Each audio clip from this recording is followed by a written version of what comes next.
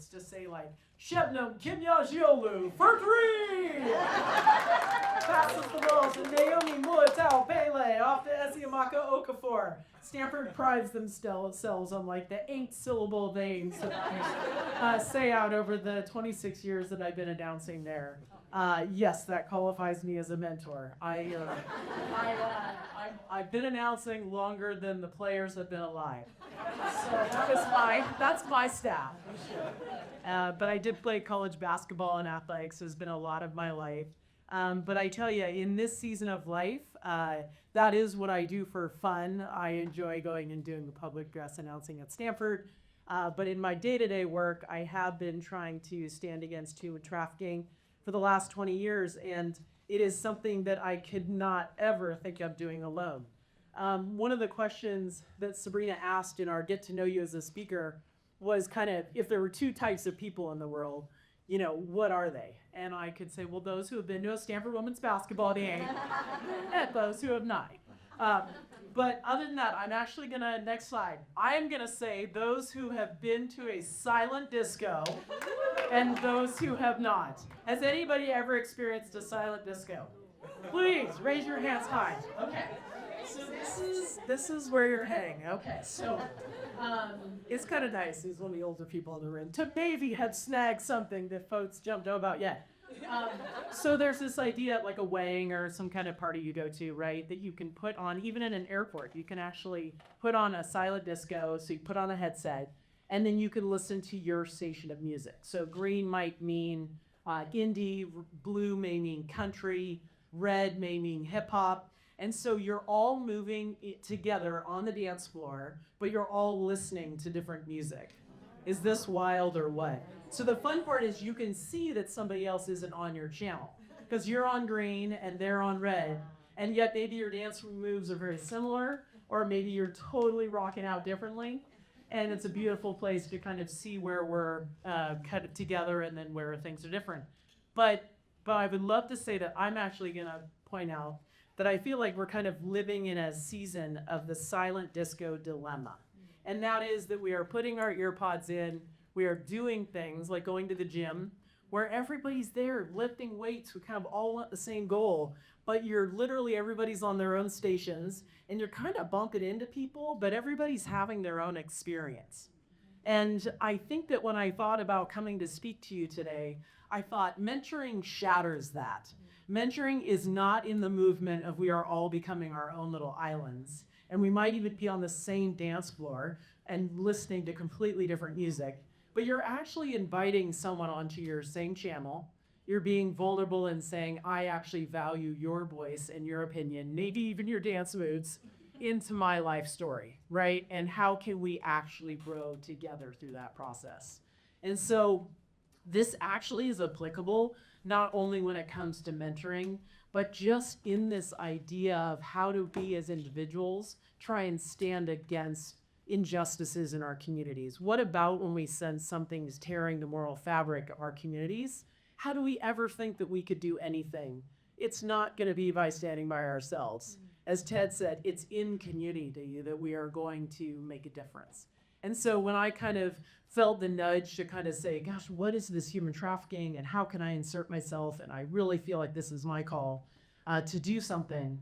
I just wanted to, join a larger movement. I wanted to be a part of something larger than myself. And but I did say, my mom was like, Betty, I've always been an overachiever. It is the fastest growing criminal activity in the world. So you kind of take on a big one here. And I said, I just feel like I'm supposed to do something. And so when I was kind of starting out in this and saying, we're going to just dour some people. I had 12 friends and we said, I can't believe that all these groups are fighting trafficking internationally, but no one's talking about it happening here. We're kind of saying the Bay Area, it couldn't happen here. There's too much money. There's too many smarts. There's too much this and that. And when I was working for an international human rights organization, I started hearing about situations in the Bay Area. And I started saying, is anybody talking about this? And nobody was. And so these 12 friends and I, it kind of all came to a head when a girl went missing in a small town on the peninsula. And the community was in denial. It was like, oh, well, she's a problem youth. She's a runaway. You know, it's a troubled home. You know, we pray for that family, but, you know, we kind of don't know how to get involved. And what was interesting is that I'm sitting there going, I know the larger context of human trafficking. I know that she left her house with no money, no cell phone, and no extra clothing. The chances of her getting in harm's way within 48 hours is highly probable. And so we started stirring things up in that small town and saying, why is the police not doing anything? What about putting up missing posters? What about talking to her friends, her family? Where could she be? And unfortunately, in that case, the young girl did get mixed in with some folks who were interested in abusing her. She ended up being found in Southern California. She was able to run away to the police one evening, and she was able to make it back to her small town, but not before incredible trauma had been done to her. And so I started saying, what can we be doing as communities here in the Bay Area to be ready to acknowledge that this global epidemic has landed on our local soil? And so we founded something called the Freedom Summit. We weren't an organization yet, and we just said, we weren't any kind of nonprofit. We just said, we need to gather and talk about it happening here.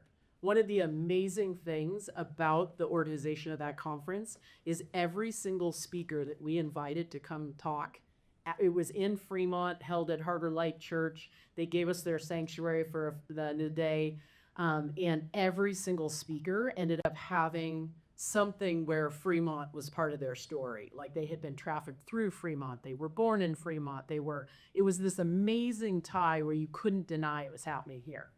And the other thing I'll say about that day is we just thought we'd get a couple hundred people in the room, kind of talk about trafficking here. Condoleezza Rice at the time, who was former Secretary of State, ended up being one of our speakers. We have some musicians come out. Well, all of a sudden, we just started, the registrations just kept going and going and going. And all of a sudden, 2,000 people showed up. We had to order some more sandwiches and just say, let's see where this is going. And so at the end of that conference, I sat in that sanctuary and I felt like I saw the vision of a rocket taking off, but that I was being invited to just somehow help kind of guide where that rocket was going. And that was to say, to invite people into a unifying conversation and a collaborative discussion about how all these nonprofits that say they're fighting trafficking might actually work together. And so all these people that, as we were organizing our next Freedom Summit, now we were the Bay Area Anti-Trafficking Coalition, they said, Betty Ann, is so-and-so coming to your conference? Because if they're gonna be speaking, we're not coming. And I'm like, really? If we are not coordinating, traffickers are some of the most coordinated criminals in the whole world. And so in my view, if we are not working together, then we are bringing Nerf guns to a war. And we're just pew, pew, pew, as like there is a $156 billion industry a year. And so I think any place where you can actually be a voice that is inviting unity and collaboration, it is so unique in this world where everybody's like, no, I'm doing it a little differently. And it's like, if you're the one that's like, hey, why can't we all just pay it forward and let's bring it together? And people come to us and they're like, we want to fight trafficking. And I'm like, well, we're probably not the group for you. You should be talking to them. And we'll just, like, in terms of, they're a doctor, they're a dentist, they're a teacher, they're parents, and pointing people towards the place where they were not going to just stand for one beacon against trafficking, but they were going to sustain in their trafficking, and kind of their movement and what it looks like in their life. That's about connecting them with the right group. So next slide, please. I stayed on the side of the disco for a while, but what we did was we did a bunch of listening. And I actually went into San Quentin prison with the invitation of someone who I would consider one of my grandmas. And she would go into San Quentin prison and give all these guys big hugs.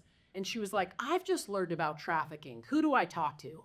Well, of course, she got pointed towards some major traffickers and pimps who were in San Quentin. And we met with these individuals in 2015. We met with them for 18 months. And they actually shared with us their business plan about how they would make the most money around the 2016 Super Bowl. And this is what really transformed our thinking, was don't just take your training on trafficking to just anyone and the everyday person who might see trafficking. These traffickers in prison said, Betty Ann, you gotta take your trainings to where I move my victims, where I have to sleep them, and where I have to move, work, sleep. So you basically brought us to airports and transportation, brought us to apartments and hotels. And so these are the employees that we are training now as an organization, where we actually are having people say, wow, if that's what it looks like, I probably see it on a weekly basis.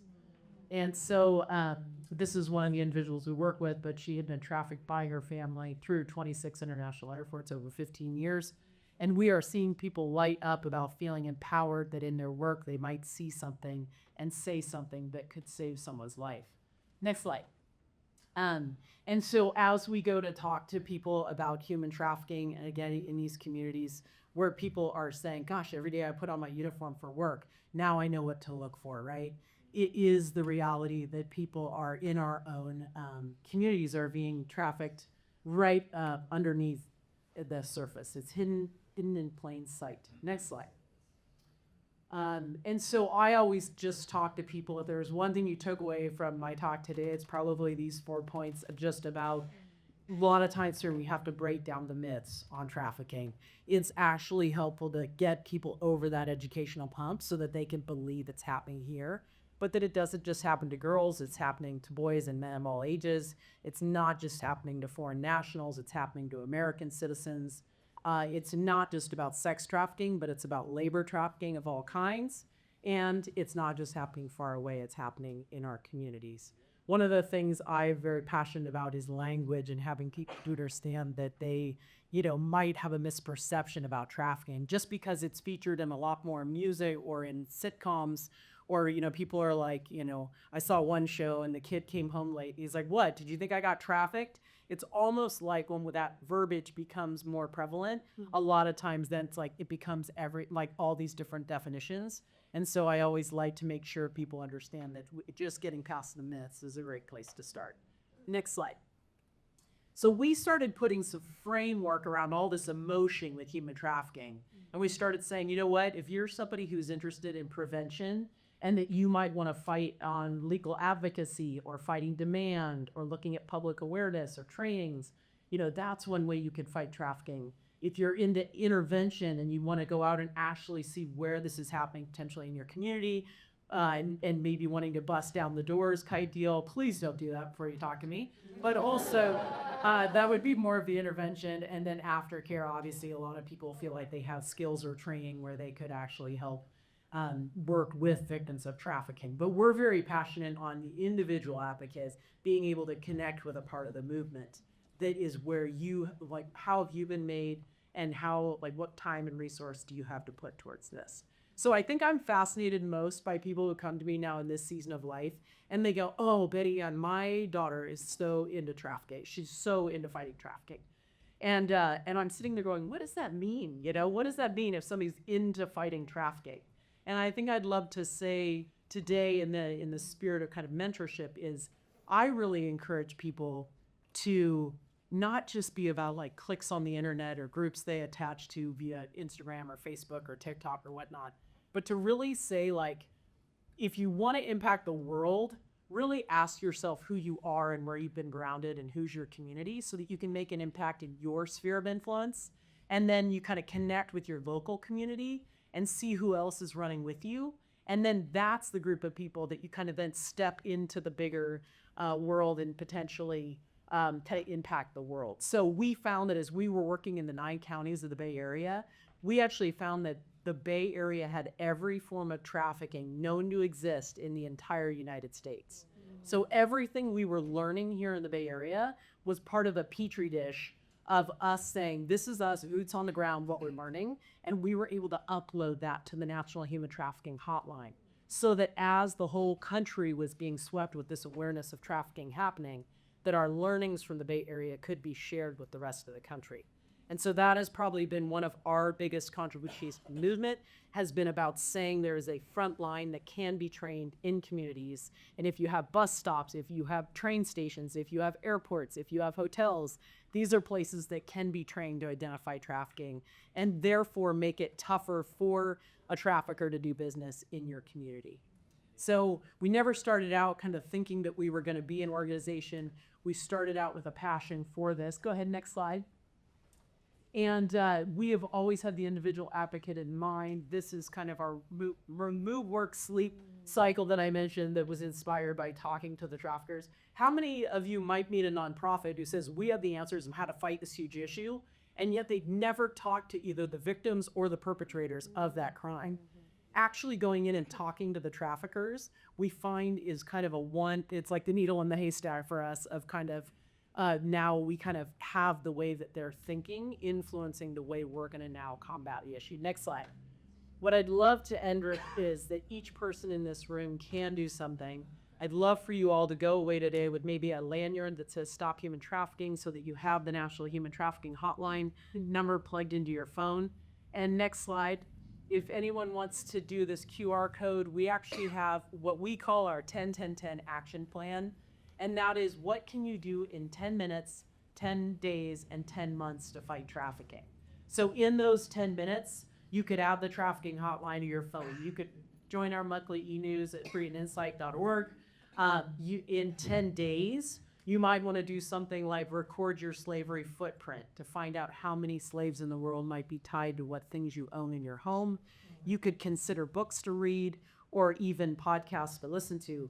And then in 10 months, what about connecting with your county's human trafficking task force? We have the Super Bowl coming again in February of this year. Then we have the World Cup coming to Santa Clara this summer. And then in 2028, we have the Olympics coming to Los Angeles. So we call it Sportsmageddon.